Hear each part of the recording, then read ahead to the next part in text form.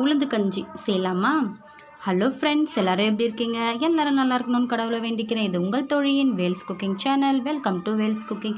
இன்றைக்கி ரொம்ப ரொம்ப சூப்பர் அண்ட் ஹெல்த்தியான உளுந்து கஞ்சி எப்படி செய்யுதுன்னு பார்க்கலாம். ஸோ இதை பார்க்குறதுக்கு முன்னாடி என்னோடய சேனலை சப்ஸ்கிரைப் பண்ணுங்கள், மறக்காம பெல் ஐக்கானையும் கிளிக் பண்ணுங்கள். இந்த வீடியோவை உங்கள் ஃப்ரெண்ட்ஸ் அண்ட் ஃபேமிலிக்கு ஷேர் பண்ண மறக்காதீங்க. வாங்க ஃப்ரெண்ட்ஸ், வீடியோக்குள்ளே போகலாம். இன்றைக்கி வேல்ஸ் குக்கிங்கில் ரொம்ப ஆரோக்கியமான உளுந்து வச்சு ஒரு கஞ்சி ரெசிபி தான் நான் இன்றைக்கி பண்ண போகிறேன். ஸோ உங்கள் குழந்தைங்க ரொம்ப ஒல்லியாக இருக்கா, டெய்லி இந்த கஞ்சி கொடுங்க. ரொம்ப நல்லது உடம்புக்கு. ஸோ இதில் நம்ம ஏலக்காய்லாம் சேர்த்துக்கிறது நல்லா வாசனையாக இருக்கும். ஸோ அந்த வாசனையை பார்த்து அந்த குழந்தைங்க சாப்பிட ஆரம்பிச்சிருவாங்க. ஸோ ரொம்ப ஹெல்த்தியான இந்த கஞ்சி எப்படி செய்யுதுன்னு வாங்க பார்க்கலாம். ஸ்டவ் ஆன் பண்ணிவிட்டு கடாய் வச்சுக்கோங்க. கடாய் வச்சதும் ஒரு 2 டேபிள் ஸ்பூன் அளவு உளுந்து சேர்த்துக்கோங்க. ஸோ உளுந்து நல்லா செவக்க வறுத்து எடுத்துக்கலாம். ஸோ வாசனை வர வரைக்கும் நல்லா வறுத்து எடுத்துக்கோங்க.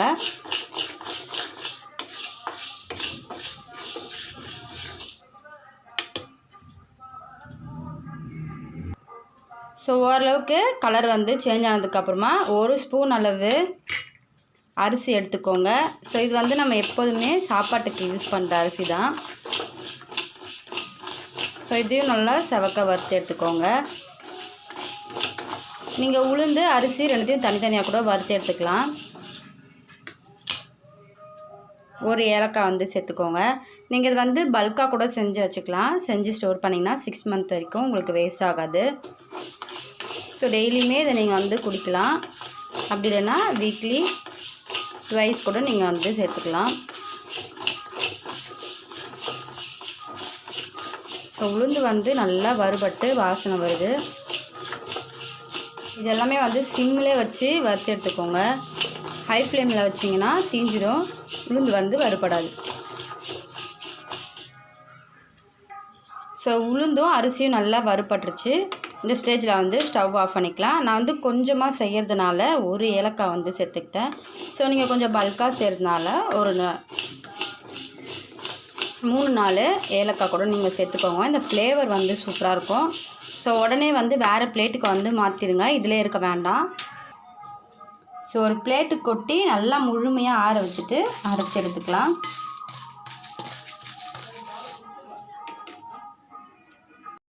ஸோ உங்களுக்கு தேவையான அளவு மாவு எடுத்துக்கோங்க.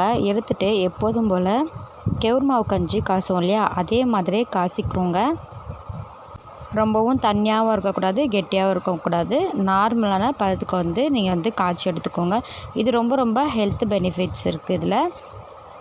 இன்னும் உங்களுக்கு இது ரிச்சாக வேணும்னு நினச்சிங்கன்னா நெய்யில் தேங்காய் துருவல், பாதாம், முந்திரி சேர்த்து நல்லா வறுத்து எடுத்து இந்த கஞ்சியில் போட்டுக்கோங்க.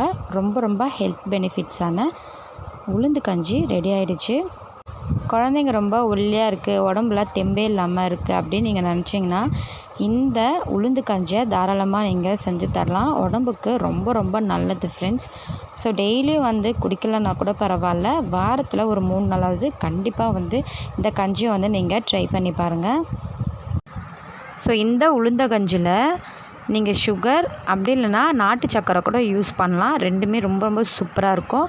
அவ்வளோதான் ஃப்ரெண்ட்ஸ், ரொம்ப ஒரு சூப்பர் அண்ட் டேஸ்டியான ரொம்ப ஹெல்த்தியான உளுத்தங்கஞ்சி ரெடி ஆகிடுச்சு. உங்கள் வீட்டில் மிஸ் பண்ணாமல் இந்த கஞ்சி ரெசிப்பியை செஞ்சு பாருங்கள், உங்களுக்கு ரொம்ப பிடிக்கும். ஓகே ஃப்ரெண்ட்ஸ், இந்த வீடியோ உங்களுக்கு பிடிச்சிருக்குன்னு நினைக்கிறேன். அப்படி பிடிச்சிருந்தா என்னோடய வீடியோவை லைக் பண்ணுங்கள், ஷேர் பண்ணுங்கள், சப்ஸ்கிரைப் பண்ணுங்கள், மறக்காமல் பெல் ஐக்கானையும் கிளிக் பண்ணுங்கள். தேங்க்ஸ் ஃபார் வாட்சிங். Bye bye.